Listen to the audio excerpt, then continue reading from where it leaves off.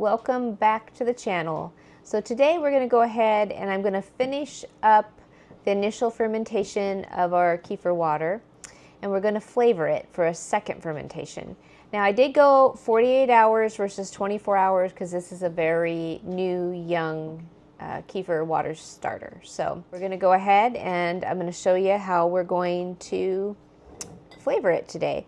I do have about a 1/4 cup of crushed raspberries, and I'm going to add the juice of 1 lime, and that's what we're going to flavor it with. So I'm going to take our water kefir and I'm going to strain it.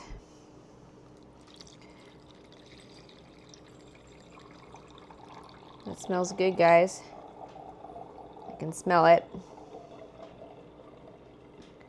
I don't know how active it is yet, but it'll get better each time we do this. This strainer is a nylon and plastic strainer. You don't really want to use a lot of metal or stainless steel with ferments. So I've got everything out.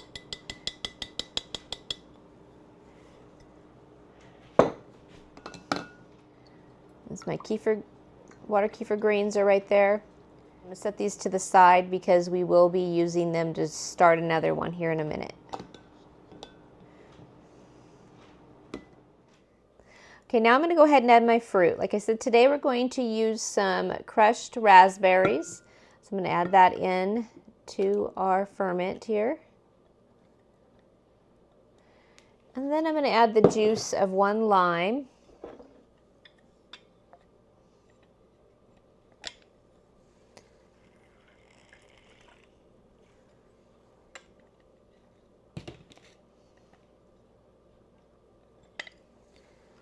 There's so many ways you can flavor this, guys. This is just one. Okay, I'm also going to add in a 1/4 cup of organic cane sugar just to help with the second ferment process. Again, just because this is such a young starter. Okay, I'm going to have to skim off after I stir this very carefully a little bit off the top because we want about 1 inch headspace on this, because we're looking to be able to have that oxygen. So I'm going to go ahead and actually skim that off now so I can stir it. Sometimes things happen. We just work with it. Okay. We can drink this now. There's nothing says we can't drink it the way it is. Okay, we get this stirred up.